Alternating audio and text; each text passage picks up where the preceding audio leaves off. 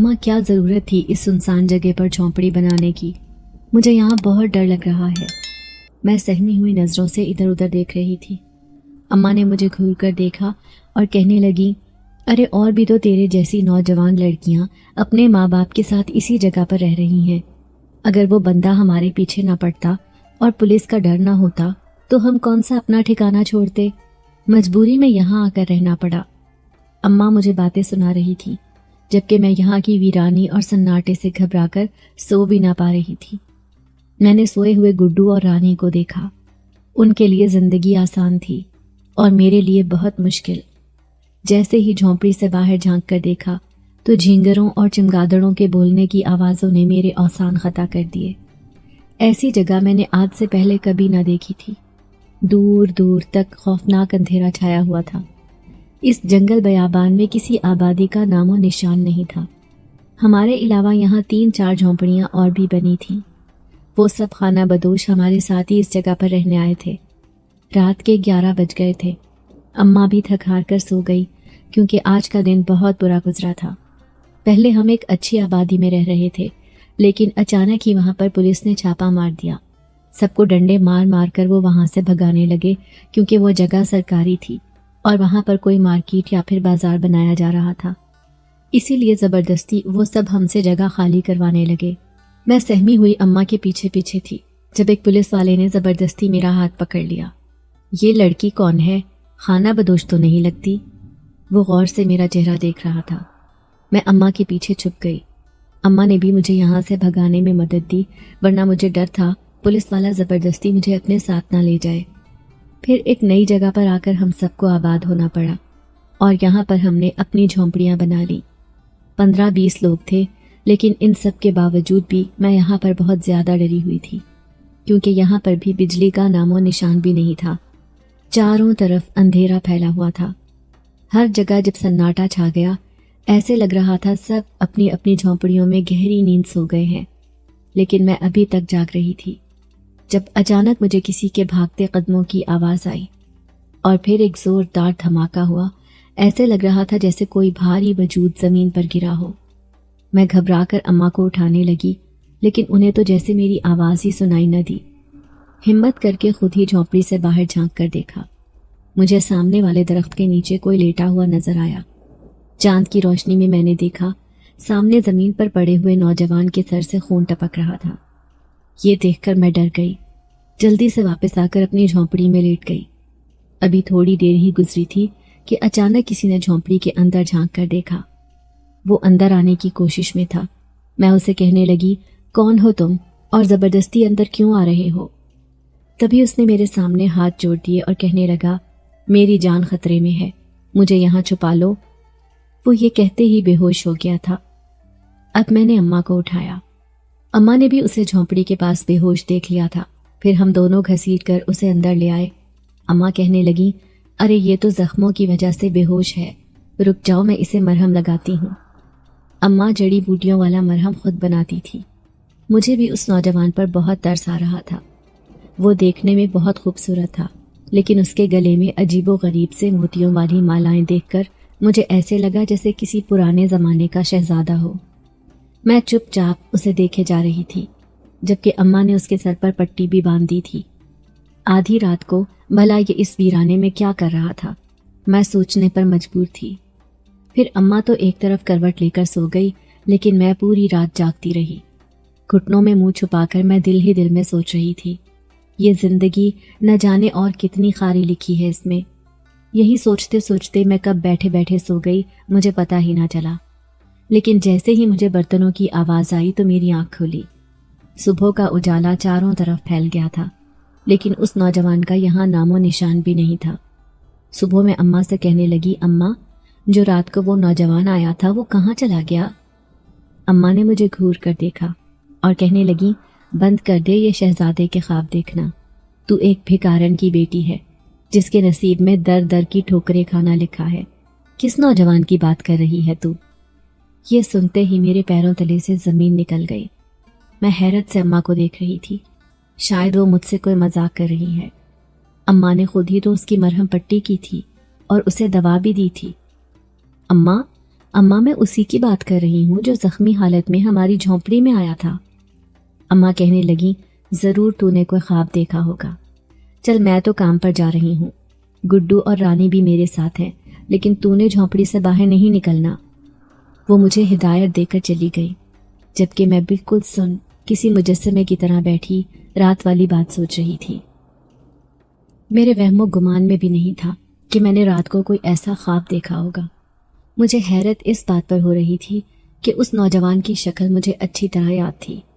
फिर इस बात को जहन से झटक कर मैंने अपनी झोंपड़ी की सफाई की और अपनी सहेली मीरू के पास जाने ही वाली थी कि अचानक मुझे बहुत से कदमों की आवाज़ आई।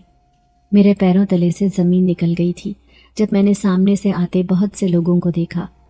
वो हमारी झोंपड़ी की तरफ ही आ रहे थे। वो न जाने क्या करने वाले थे। मेरा नाम शादो है। हमारा ख़ानदान गुर्बत की निचली सतह पर था। अब्बा मेरे हयात नहीं थे।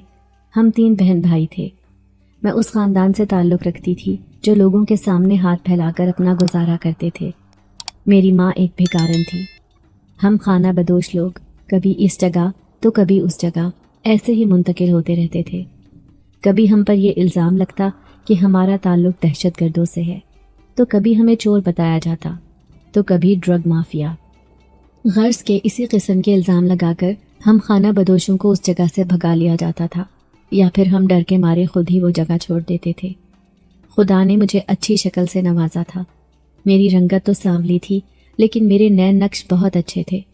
यही वजह थी कि जब मैं 16 साल की हुई तो एक दफ़ा अम्मा मुझे अपने साथ भीख मांगने के लिए ले गई, लेकिन वहाँ लोगों ने मुझे इतना परेशान किया कि मैं वहीं सड़क पर खड़ी होकर रोने लगी। अपनी झोंपड़ी में आकर मैं अम्मा से कहने लगी कि आज के बाद मैं कभी भीख मांगने नहीं जाऊंगी। अगर तूने मुझे मजबूर किया तो मैं अपनी जान दे दूंगी। अम्मा कहने लगी, भीख नहीं मांगेंगे तो खाएंगे कहाँ से? ठीक है, तू ना जाना, मैं तेरी जगह तेरे छोटे बहन भाइयों को ले जाऊंगी। वैसे भी वो इस काबिल हो गए हैं कि मेरे साथ जा सके। मुझे अपनी ज़िंदगी से नफ़रत थी। भला खाना बदोश की ज़िंदगी भी कोई ज़िंदगी है? हम लोग दूसरों की नज़रों में हकीर थे। लोग हमें सुकून से रहने नहीं देते थे। पेट भरकर खाना भी कभी कभी नसीब होता था, लेकिन सबसे बड़ी बात यह कि ज़िंदगी में सुकून नहीं था। यही वजह थी कि मैं ज़रा सी आहट पर भी घबरा जाती थी। मुझे ऐसे लगता कि अभी पुलिस वाले आएंगे और हम पर हमला कर देंगे। यही वजह थी कि मैं एक बहुत डरपोक लड़की थी। छोटी छोटी बातों पर रोने लग जाती। लेकिन अब जब नई जगह पर आए तो यहाँ पर एक अजीब सा वाक़या पेश आया। वो नौजवान जिसे अम्मा ने दवा दी थी, रात भर मैं उसके सिरहाने बैठी रही थी, लेकिन अम्मा तो कह रही थी कि मैंने कोई ख्वाब देखा था, जबकि मुझे उस पर हकीकत का गुमान था। मैं अभी तक शदीद उलझन का शिकार थी। पूरा दिन तो खैर खैरियत से गुजर गया, लेकिन जैसे ही आधी रात हुई तो हम पर क़यामत टूट पड़ी। जब पुलिस की गाड़ी की आवाज़ आई, सब लोगों में अफरा तफरी फैल गई थी। तभी चाचा खैरदीन, जो खुद भी एक भिखारी था, वो अम्मा के पास आकर कहने लगा, भाग जा यहाँ से ज़रीना, वरना पुलिस हम सबको गिरफ्तार कर लेगी। वो हम पर शक कर रही है कि हमारा ताल्लुक ड्रग माफिया से है, तभी तो वो हमारे पीछे है। न जाने किसने कॉलेज में नशा सप्लाई किया है। अब इसका इल्ज़ाम हम पर लगाकर वो हम सबको गिरफ्तार कर लेगी। अपने बच्चों को भी लेकर भाग जा। सब लोग भागने की तैयारी में थे। जिसके हाथ जो सामान लगा वो उसे लेकर भागने लगे, लेकिन इतना अंधेरा और खौफनाक जंगल। अचानक ही अम्मा का हाथ मुझसे छूटा। मुझसे ज़रा फासले पर अम्मा, गुड्डू और रानी भाग रहे थे, जबकि अम्मा मुझे करीब आने का कह रही थी। लेकिन मैं क्या करती? मेरा दुपट्टा खारदार झाड़ियों में उलझ गया था। मैं उस दुपट्टे को छुड़ाने की कोशिश कर रही थी, लेकिन पूरा दुपट्टा फटकर मेरे हाथ में आ गया था। लेकिन तब तक अम्मा, गुड्डू और रानी मेरी नज़रों से ओझल हो गए थे। मैं उन्हीं की तलाश में भागती भागती न जाने कहाँ कदम रख चुकी थी, लेकिन पुलिस का खौफ मुझ पर हावी था। ऐसे लग रहा था कि वो मुझे गिरफ्तार करके थाने में ले जाएंगे, और फिर वहाँ नौजवान लड़कियों के साथ जो होता है वो मैं अच्छी तरह जानती थी। लेकिन मैं अपनी अम्मा से बिछड़ गई थी। इस बात का सदमा मुझे ज़मीन में धंसाए जा रहा था। मैं पागलों की तरह इस अंधेरे में अम्मा को आवाज़ें दे रही थी, लेकिन वहाँ किसी का नामो निशान भी नहीं था। पल भर में हमारा ठिकाना हमसे छीन लिया गया था और मैं यहाँ अकेली रह गई थी। फिर मैं एक दरख्त के नीचे छुप कर बैठ गई। اس آس میں کہ صبح کا اجالا پھیلے گا تو میں اماں کو تلاش کر لوں گی، حالانکہ میں جانتی تھی کہ یہ ایک انجان جگہ ہے۔ میں اس جنگل سے نکلنے والے راستے کو جانتی تک نہ تھی۔ وہیں بیٹھی کافی دیر تک روتی رہی۔ تبھی مجھے دور سے ایک عورت کی آواز آئی۔ میں نے اس آواز کی سمت دیکھا تو وہ عورت کالے رنگ کے کپڑے پہن کر ایک درخت کے نیچے کھڑی تھی۔ میں اسے دیکھ کر ڈر گئی۔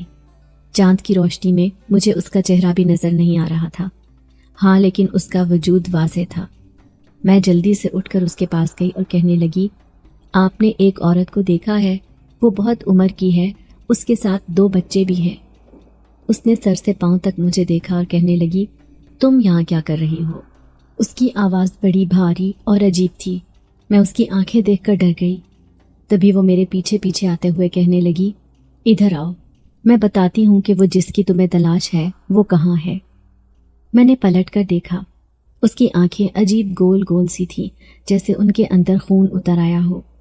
وہ مجھے دیکھ کر اتنا غصے میں کیوں آ گئی تھی مجھے سمجھ نہ آئی، لیکن اماں کی تلاش میں اس کے پیچھے پیچھے جانے لگی۔ وہ چلتی ہی جا رہی تھی، جبکہ میں اس آس میں تھی کہ شاید وہ مجھے اماں کا پتہ بتا دے۔ اس کی پائل کی آواز اس خوفناک جنگل میں بہت بھیانک لگ رہی تھی۔ مجھے اس سے ڈر بھی لگ رہا تھا، لیکن میں اس کے پیچھے جانے پر مجبور تھی۔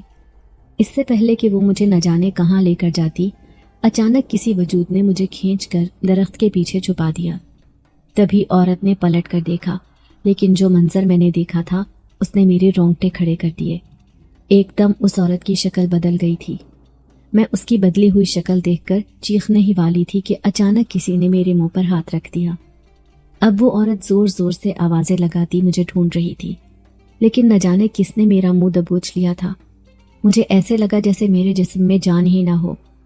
تبھی درختوں کے پتے ہلنے لگے اور مجھے وہ وجود نظر آیا، لیکن یہ تو وہی تھا، وہ نوجوان جو زخمی حالت میں ہماری جھونپڑی میں آیا تھا۔ اور یہ دیکھ کر میرے پیروں تلے سے زمین نکل گئی کہ وہ پٹی جو اماں نے اس کے ماتھے پر کی تھی وہ ویسی کی ویسی اس کے چہرے پر موجود تھی۔ پھر وہ میرے کان میں سرگوشی کرتے ہوئے کہنے لگا، ڈرو مت، میں تمہارے ساتھ ہوں۔ میرا وجود کانپ رہا تھا۔ میں جلد سے جلد یہاں سے بھاگنا چاہتی تھی۔ میں جان گئی تھی کہ میں ایک ایسی جگہ پر پھنس چکی ہوں جہاں پر غیر فطری مخلوق رہائش پذیر ہے، لیکن یہ نوجوان یہاں کیا کر رہا ہے؟ یقیناً ایسی چیزوں نے اسے زخمی کیا تھا۔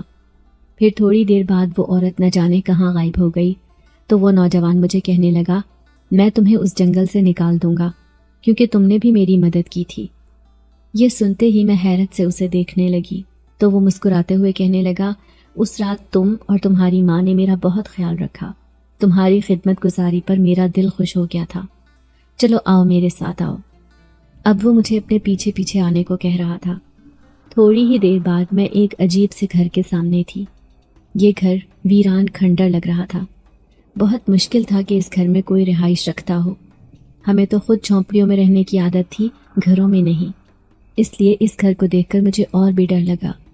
لیکن دروازہ کھلا ہونے کی وجہ سے وہ اندر چلا گیا تھا، اس لیے مجبوراً مجھے بھی اندر جانا پڑا، لیکن اندر کوئی بھی نہیں تھا۔ وہ اکیلا تھا، جبکہ ایک کمرہ جس کا دروازہ ہی نہیں تھا اس میں بہت پرانا سامان رکھا تھا۔ مجھے اس گھر کے در و دیوار سے دہشت سی محسوس ہونے لگی۔ میں سہم کر وہیں فرش پر بیٹھ گئی۔ اس نوجوان سے ملتجی لہجے میں کہنے لگی، کسی طرح میری اماں کو ڈھونڈ دو، وہ مجھ سے بچھڑ گئی ہے۔ یہ سنتے ہی اس نے سر ہلایا اور کہنے لگا، ٹھیک ہے، میں باہر دیکھ کر آتا ہوں۔ مجھے یہیں رکنے کا کہہ کر وہ خود باہر چلا گیا تھا، جبکہ میں خوف کے مارے رونے لگی۔ سمجھ ہی نہیں آ رہی تھی کہ اماں، گڈو اور رانی کہاں چلے گئے ہوں گے۔ اللہ کرے انہیں کچھ نہ ہو۔ اب میں اللہ سے دعائیں کر رہی تھی۔ وہیں بیٹھے بیٹھے نہ جانے کب میری آنکھ لگ گئی۔ جب آنکھ کھلی تو میں ایک ویران سے گھر میں بیٹھی تھی۔ صبح کا اجالا چاروں طرف پھیل گیا تھا۔ میں سہم کر باہر نکلی۔ یہ ایک خوفناک جنگل تھا جہاں دور دور تک ویرانی تھی۔ یہاں پر کسی انسان کا نام و نشان بھی نہیں تھا۔ میں حیرت سے سوچ رہی تھی کہ جو مجھے یہاں لے کر آیا تھا وہ کہاں چلا گیا، لیکن اب مجھے یہ جنگل خود ہی پار کرنا ہوگا۔ درختوں کے سوکھے پتے دور دور تک بکھرے ہوئے تھے۔ میں ایسے ہی روتی رہی، بھوک کی پیاسی حالت میں۔ مجھے لگ رہا تھا کہ اب اماں کا ملنا ناممکن ہے، لہٰذا مجھے اس کی تلاش بند کر دینی چاہیے۔ चलते चलते मैं अपनी झोंपड़ियों के पास आ गई थी जो टूटी फूटी हालत में बिखरी पड़ी थी। लग रहा था कि पुलिस वालों ने उसे ऐसे हाल में पहुंचाया है।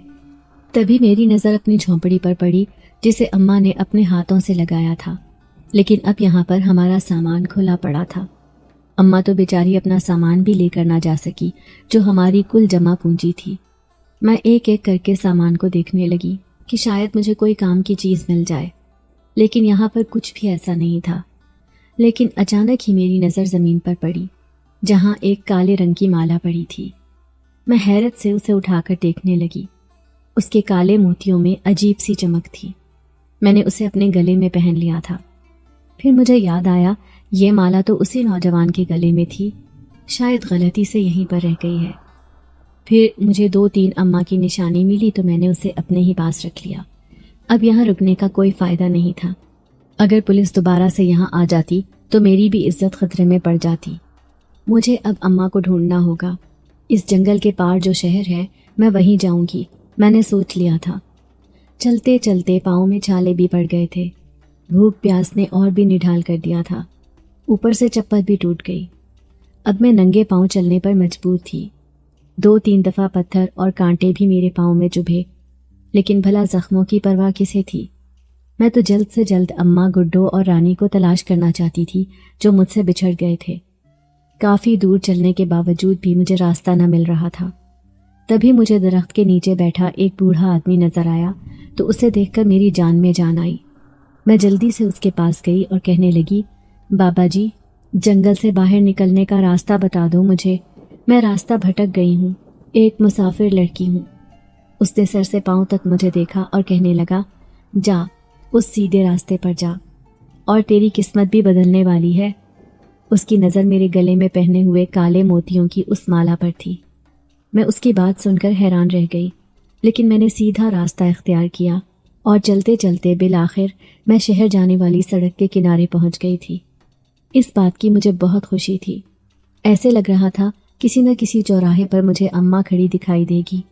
मैं जाकर उससे लिपट जाऊंगी। अम्मा और छोटे बहन भाइयों की याद मुझे शिद्दत से आ रही थी।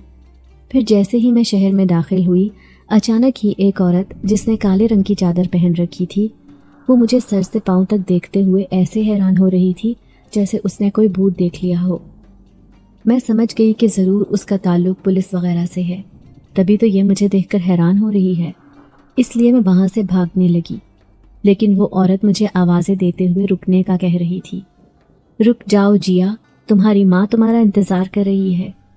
मैंने हैरत से पलटकर उस औरत को देखा कि ये मुझे जिया क्यों कह रही है, जबकि मेरा नाम तो शादो है। उसने अचानक ही आगे बढ़कर मुझे बाजू से पकड़ लिया। फिर कहने लगी, चलो, जिसकी तलाश थी बरसों से, वो लड़की आज मिल गई।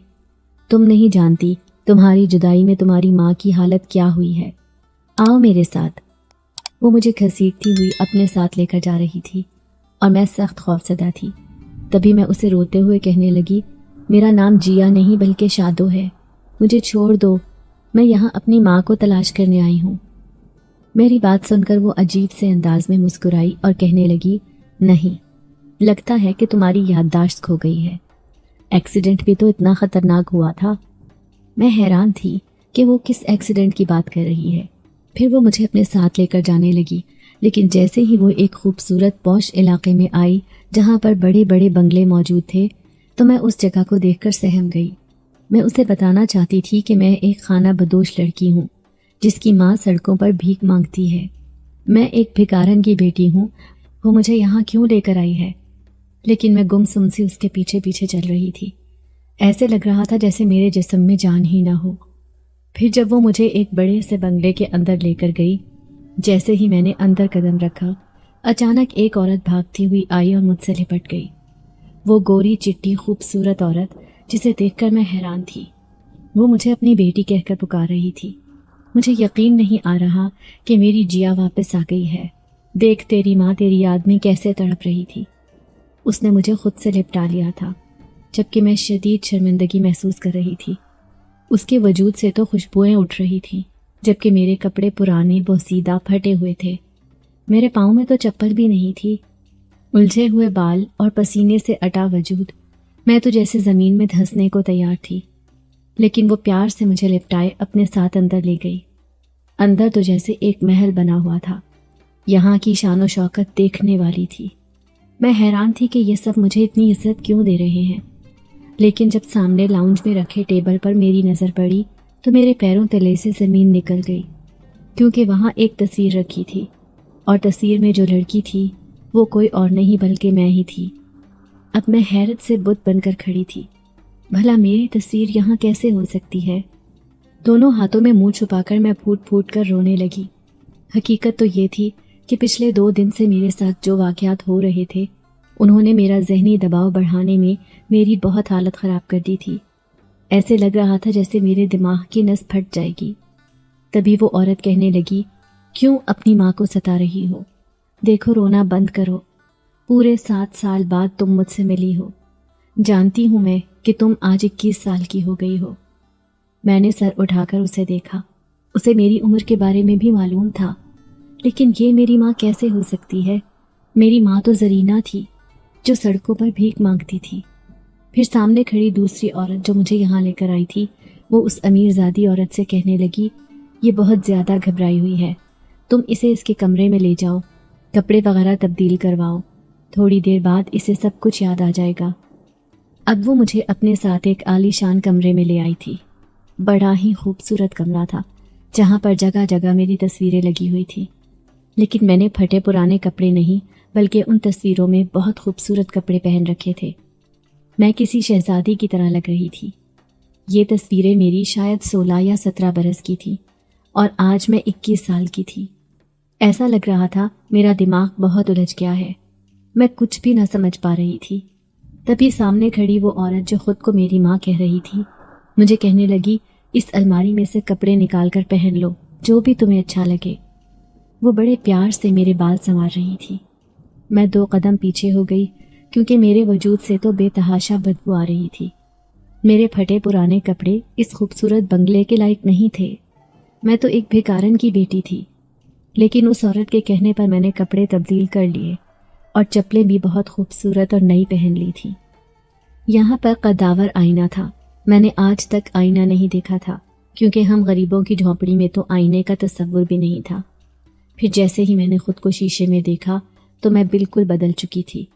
عمدہ لباس، تازہ شیمپو سے دھلے ہوئے بال، ہر طرف خوشبو پھیلی ہوئی تھی۔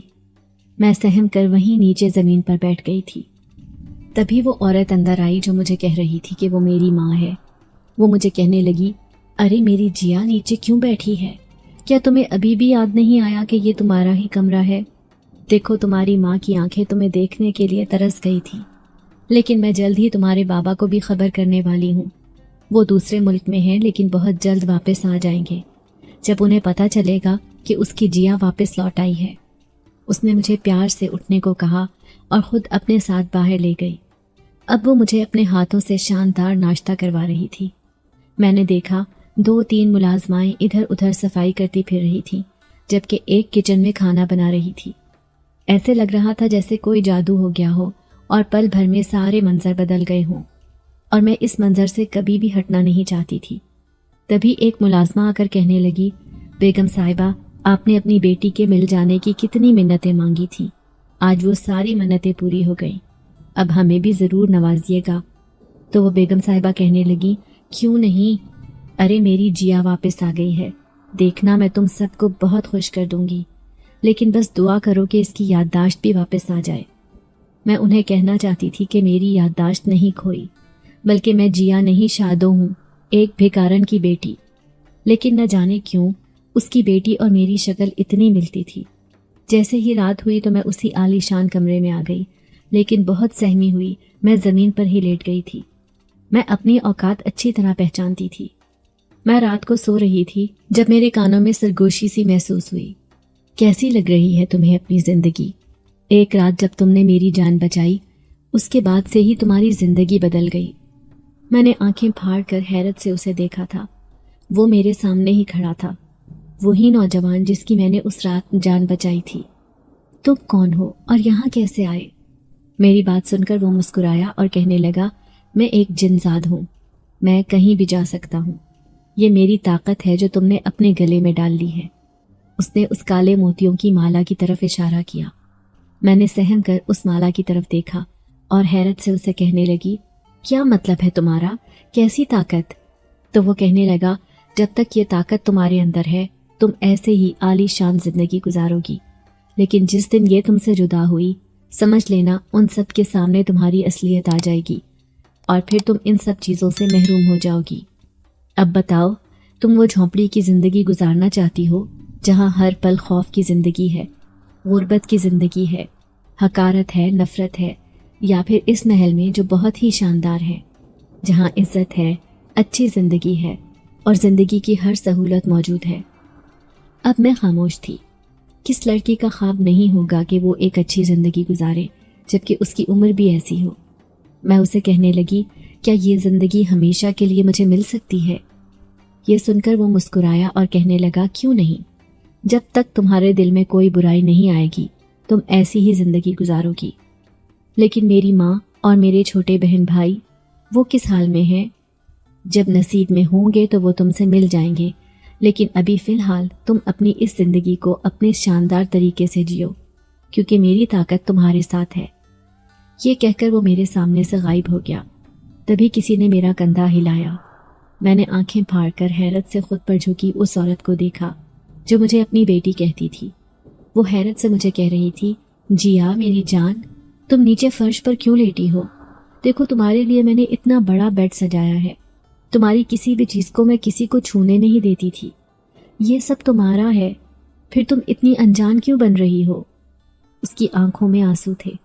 میں گھبرا کر بیڈ پر لیٹ گئی۔ وہ پوری رات میرے سامنے بیٹھی رہی، جبکہ مجھے اس سے خوف محسوس ہو رہا تھا، کیونکہ ایسے لگ رہا تھا جیسے برسوں بعد کسی کو کوئی چیز مل گئی ہو۔ وہ مجھے کسی صورت دوبارہ کھونا نہیں چاہتی تھی۔ میں حیران تھی اس کی محبت پر۔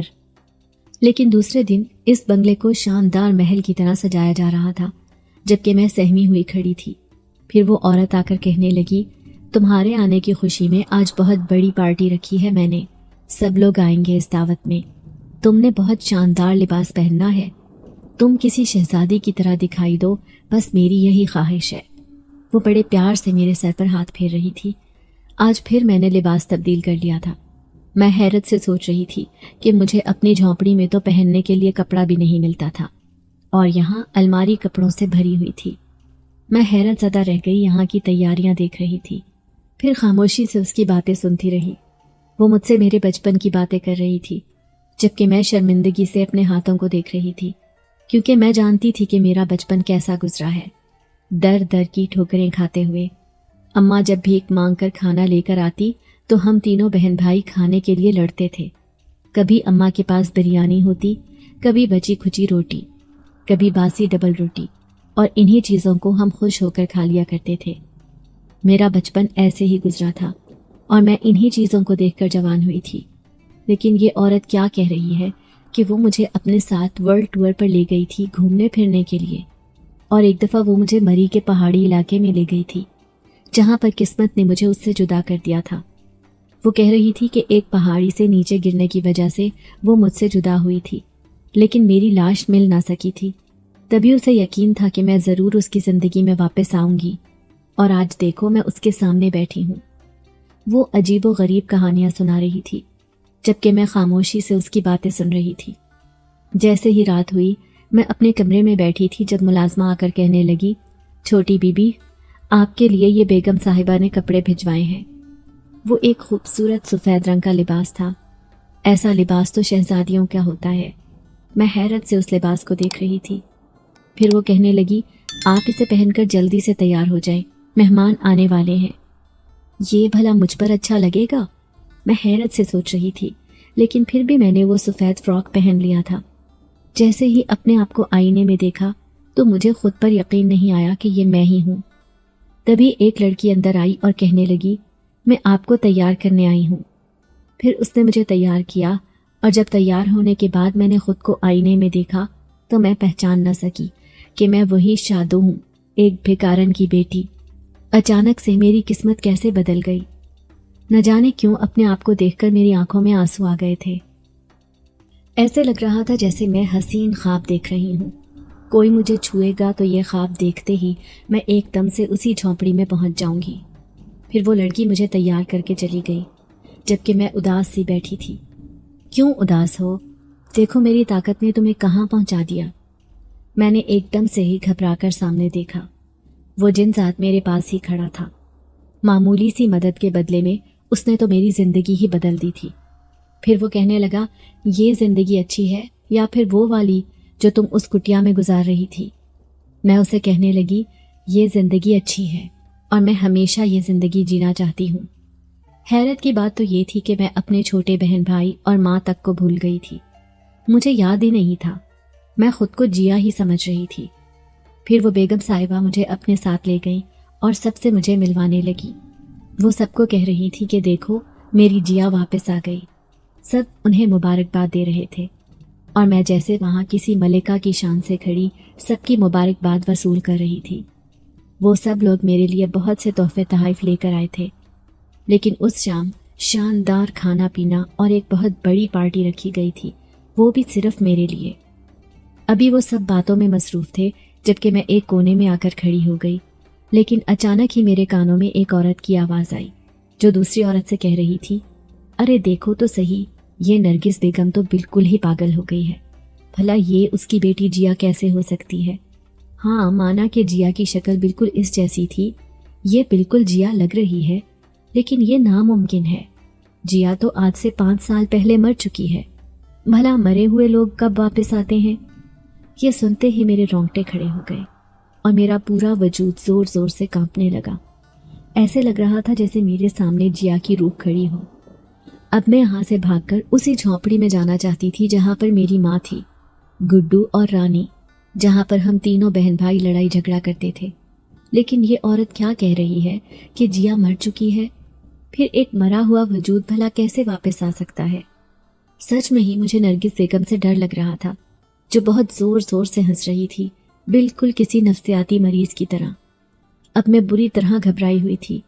خدا خدا کر کے یہ پارٹی ختم ہوئی تو میں اسی کمرے میں چلی گئی جہاں ہر جگہ جیا کی تصویریں لگی تھیں، لیکن مجھے آج رات بہت ڈر لگ رہا تھا۔ ایسے لگ رہا تھا جیسے ابھی اس تصویر سے نکل کر جیا میرے سامنے کھڑی ہوگی۔ پھر میں سوئی ہوئی تھی جب آدھی رات کو کسی نے میرے چہرے پر ہاتھ پھیرا۔ جیسے ہی میں نے آنکھیں کھول کر دیکھا، سامنے کھڑی نرگس بیگم کو دیکھ کر میرے ہوش اڑ گئے۔ میں نے ایک زوردار چیخ ماری تھی۔ وہ میری چیخ سن کر کہنے لگی، کیوں ڈر رہی ہو مجھ سے؟ میں ماں ہوں تمہاری، دیکھو جیا ایسے نہ کرو۔ میں حیران تھی کہ وہ رات کے 12 بجے میرے کمرے میں کیا کر رہی ہے۔ میں گھبرا کر اس سے کہنے لگی، لیکن آپ کی بیٹی تو مر چکی ہے۔ اچانک ہی اس نے میرا منہ دبوچ لیا اور کہنے لگی، خبردار جو دوبارہ یہ لفظ منہ سے نکالا، میری جیا زندہ ہے، یہ دیکھو میرے سامنے بیٹھی ہے۔ اچانک اس نے میرا منہ گھمایا اور مجھے آئینے کے سامنے کر دیا۔ اب میں کچھ بھی نہ بول سکی تھی۔ ایسے لگ رہا تھا جیسا میرا وجود منجمد ہو گیا ہو۔ پوری رات وہ میرے سامنے بیٹھی رہتی اور پاگلوں کی طرح مجھے دیکھتی رہتی تھی۔ سچ میں ہی وہ کسی نفسیاتی مریض کی طرح لگتی تھی۔ اب میں یہاں سے بھاگنا چاہتی تھی، دل ہی دل میں اس جن زادے کو یاد کرنے لگی، لیکن وہ میرے سامنے ہی نہیں آتا تھا۔ میں یہاں سے جان چھڑا کر جانا چاہتی تھی، لیکن یہ نرگس بیگم کسی سائے کی طرح میرے ساتھ ساتھ رہتی۔ پھر وہ ایک دن کہنے لگی، چلو میں تمہیں باہر لے کر چلتی ہوں، تمہیں بہت سے کپڑے بھی دلواؤں گی، ہم دونوں ماں بیٹی باہر کھانا کھائیں گے۔ میں اسے کہنا چاہتی تھی کہ میں یہاں سے جانا چاہتی ہوں، میرا پیچھا چھوڑ دو، میں ایک زرینہ بھکارن کی بیٹی ہوں، اسی کے پاس جانا چاہتی ہوں۔ لیکن اب یہ الفاظ میرے منہ سے ادا نہیں ہو رہے تھے۔ میں اس کی بات ماننے پر مجبور تھی۔ پھر اس نے مجھے بڑی سی گاڑی میں بٹھایا اور اپنے ساتھ ایک شاپنگ مال لے کر جانے لگی۔ اس نے مجھے بہت سے کپڑے دلوائے، اچھے بہت بڑے ہوٹل میں کھانا بھی کھلایا، لیکن پھر بھی میرا دل اداس تھا۔ میری آنکھوں میں ایک اداسی کی کیفیت چھائی ہوئی تھی۔ مجھے اس عورت سے ڈر لگ رہا تھا جو کسی سائے کی طرح مجھ پر چھائی ہوئی تھی۔ وہ مجھ پر کڑی نظر رکھ رہی تھی۔ پھر واپسی کے سفر میں اچانک ہی میری نظر سڑک پر کھڑی ایک عورت پر پڑی۔ میرے پیروں تلے سے زمین نکل گئی تھی۔ میلے کچیلے کپڑوں میں لپٹی وہ میری اماں تھی۔ اس کے ساتھ کھڑے 2 بچے چھوٹے چھوٹے لوگوں کے سامنے آتے جاتے ہاتھ پھیلا رہے تھے۔ وہ گڈو اور رانی ہی تھے۔ मैं पागलों की तरह चिल्लाते हुए ड्राइवर से कहने लगी, गाड़ी रोको, मुझे मेरी अम्मा के पास जाना है। वो देखो मेरे बहन भाई, मुझे उनके पास जाना है। मैं बुरी तरह मचल रही थी, लेकिन अचानक ही नरगिस बेगम ने मेरा मुंह दबोच लिया और गुस्से में कहने लगी, खबरदार जो तुमने अपनी अम्मा के पास जाने का नाम लिया, तुम मेरी जिया हो। बस आइंदा कभी भी अपने आप को उस भिखारन की बेटी ना समझना। मैं बिल्कुल खामोश हो गई थी, जैसे मेरे जिस्म में जान ही ना हो। फिर वो सारे कपड़े मुझे मेरे कमरे में देकर चली गई, लेकिन मैं मुसलसल रोए जा रही थी, तड़प तड़प कर अपनी अम्मा को याद कर रही थी। काश मेरी जिंदगी ऐसी ना होती। मैं वैसे ही झोंपड़ी में खुश थी। अब मैं रो रो कर उस जिनजादे को याद कर रही थी कि वो आकर मेरी मदद करे। फिर उस रात वो मेरे सामने आया था। मैं रोते हुए उससे कहने लगी, मेरी मदद करो, मैं वापस अपनी माँ के पास जाना चाहती हूँ। वो मुस्कुराते हुए कहने लगा, क्या तुम्हें इस जिंदगी की ख्वाहिश नहीं थी? मैंने नफ़ी में सर हिलाया और कहने लगी, हरगिज़ नहीं। मैं ऐसी ज़िंदगी नहीं जीना चाहती जिसमें झूठ हो, बनावट हो। मैंने कभी भी ऐसी ज़िंदगी की ख्वाहिश नहीं की। हाँ, मैं उसी ज़िंदगी में खुश थी, इसलिए मैं अपनी माँ के पास वापस जाऊंगी। मैं कभी भी इस औरत के इस महल में नहीं रुकूंगी। मैं फैसला कर चुकी थी। वो जिनज़ादा मुस्कुराकर कहने लगा, ठीक है, मैं तो तुम्हें ऐसी खूबसूरत ज़िंदगी देना चाहता था ताकि तुम आरामदेह ज़िंदगी में अपने लिए सुकून हासिल कर सको, लेकिन लगता है कि तुम्हें ये ज़िंदगी रास नहीं आई। चलो ठीक है, मैं तुम्हें तुम्हारी माँ के पास लेकर चलता हूँ। अपनी आंखें बंद कर लो। अब मैंने अपनी आंखें बंद कर ली थी। थोड़ी देर बाद मैं एक झोंपड़ी में बैठी थी। मेरी माँ मुझे देखकर हैरान थी। दोनों छोटे बहन भाई मुझसे लिपट गए। अब मैं कहने लगी, अम्मा मैं वहाँ कभी भी नहीं जाऊँगी। अम्मा कहने लगी, कहाँ पर? मैंने उन्हें सारी बात बताई कि कोई अमीर औरत मुझे अपनी बेटी समझकर अपने बंगले में ले गई थी। अम्मा मैं तुम दोनों के लिए कितनी परेशान थी, ये तुम मुझसे पूछती। अम्मा खामोश होकर कहने लगी, बेटी अगर वो तुझे अपनी बेटी समझ रही थी तो ये तो बहुत अच्छी बात है। देखो, किस्मत बदलने का मौका सबको नहीं मिलता, किसी किसी को मिलता है। लेकिन अम्मा वो औरत बहुत जुनूनी है, मुझे उससे डर लगता है। अम्मा उदासी से कहने लगी, क्या तुझे इस जिंदगी से डर नहीं लगता? देख, हम खाना बदोश लोग हैं, हमारी कोई जिंदगी नहीं, कभी इस जगह तो कभी उस जगह। ऊपर से पुलिस वाले भी आए दिन हम लोगों को परेशान करते हैं। हमारी नौजवान लड़कियों को उठाकर ले जाते हैं, जब तक दिल चाहता है उनसे दिल बहलाते हैं और फिर उठाकर किसी कचरे के ढेर पर फेंक देते हैं। कम से कम तेरी जिंदगी, तेरी इज्जत वहाँ महफूज तो रहेगी। अम्मा की आंखों में आंसू थे। फिर वो कहने लगी, मेरी बेटी, इस बहाने तू हमारी भी मदद कर देना, हमें भी भीख मांगने से निजात मिल जाए। देखिए तेरे छोटे बहन भाई जो सड़क किनारे भीख मांगते हैं, इन्हें लोग ठुकरा देते हैं, थप्पड़ मारते हैं तो कभी कभी धक्का भी दे देते हैं। ये जिंदगी नहीं है। मैं भी इन्हें पढ़ाना चाहती हूँ, बड़ा आदमी बनाना चाहती हूँ, लेकिन क्या फ़ायदा ऐसी ज़िंदगी का जिसमें सिर्फ ज़िल्लत ही ज़िल्लत हो। अम्मा ने मुझे आईना दिखा दिया था। मैं जो उस ज़िंदगी के ख्वाब देख रही थी, अचानक ही हकीकत सामने आने पर अब कुछ बोलने के काबिल न रही। फिर अचानक ही मेरा हाथ अपने गले पर लगा जहाँ पर जिनजादे की माला जूं की तू मौजूद थी। इसका मतलब है कि अभी भी मेरे पास वो ताकत मौजूद है, मैं वहाँ पर जा सकती हूँ। तभी मैंने आंखें बंद की और उस जिनजादे को याद करने लगी। थोड़ी देर बाद वो मेरे सामने था। मुस्कुराते हुए कहने लगा, मैं जानता था कि तुम्हारी माँ का जवाब यही होगा। देखो, तुम्हें वो जिंदगी मिल गई है। अगर तुम एक औरत का ख्वाब पूरा कर सकती हो जो वो तुम्हारे अंदर अपनी मरी हुई बेटी तलाश करती है, तो ये बहुत अच्छी बात होगी। अब तुम उसकी बेटी की जिंदगी गुजारो, साथ ही अपनी माँ और अपने छोटे बहन भाइयों की भी मदद करो। इस तरह करने से ना सिर्फ तुम्हारी बल्कि 3 और लोगों की जिंदगी भी बदल जाएगी। मैं फैसला कर चुकी थी कि मुझे अपने लिए नहीं जीना बल्कि अपनी अम्मा और छोटे बहन भाइयों के लिए जीना है। यही सोचकर मैं एक बार फिर से उस बंगले में आ गई थी। आज के बाद मैं शादो नहीं बल्कि एक दूसरी लड़की जिया बन चुकी थी। नरगिस बेगम जो अपनी बेटी को खो चुकी थी। अपनी बेटी के मरने के बाद वो ज़हनी तवाज़ुन खोकर हर लड़की के अंदर अपनी बेटी ढूंढती थी। यही वजह थी कि उसने मुझे अपनी बेटी बना लिया था और मैं भी दिलो जान से अब उसकी बेटी बनकर उसकी खिदमत करना चाहती थी। इसलिए उस शानदार महल में रहने लगी, लेकिन चुपके चुपके अपनी अम्मा की मदद करना ना भूलती थी। साथ ही अपने पास हमेशा के लिए इस माला को भी राज की तरह रख लिया था। کیونکہ اس مالا کی طاقت نے مجھے کہاں سے کہاں پہنچا دیا تھا۔ میں نے تو ایک رات کے لیے اس جنزادے کی مدد کی تھی، لیکن اس نے تو میری زندگی ہی بدل دی تھی۔ اب میں اپنی زندگی سے خوش تھی، گو کہ میرے دل میں تو سکون نہیں تھا، لیکن پھر بھی مجھے یہ خوشی تھی کہ میں نے اپنی ماں کی مدد کی، اسے ایسی زندگی سے جان چھڑوا دی جو وہ سڑکوں پر بھیک مانگ کر لوگوں کے آگے ہاتھ پھیلا کر پیسے جمع کیا کرتے تھے۔ اب اماں اپنے پکے گھر میں رہتی تھی، چھوٹا سا کاروبار کر کے دونوں بچوں کو پال رہی تھی۔ دونوں چھوٹے بہن بھائی اسکول میں بھی پڑھ رہے تھے۔ میں خوش تھی کہ میں نے اپنے آپ کو تو نرگس بیگم کے ہاتھوں فروخت کر دیا ہے، لیکن اپنی ماں اور چھوٹے بہن بھائیوں کی زندگی سنوار دی ہے۔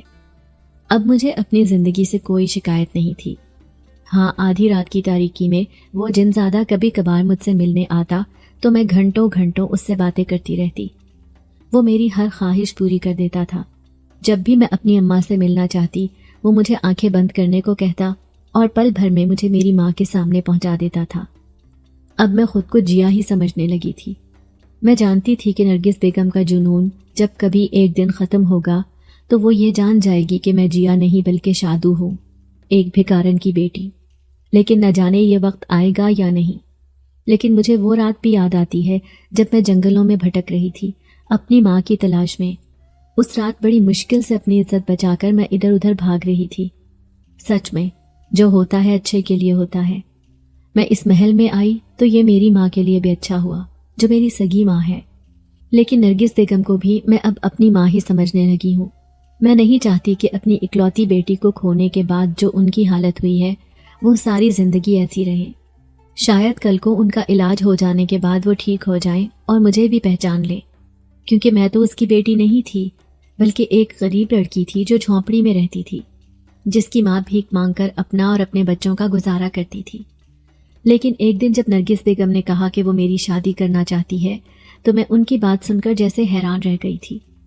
لیکن انہوں نے میرے لیے اتنا شاندار رشتہ تلاش کیا کہ مجھے اپنی قسمت پر یقین نہیں آیا تھا۔ میں حیرت سے یہ سوچ رہی تھی کہ سچ میں ہی اس نے تو ماں بن کر اپنا فرض ادا کیا ہے۔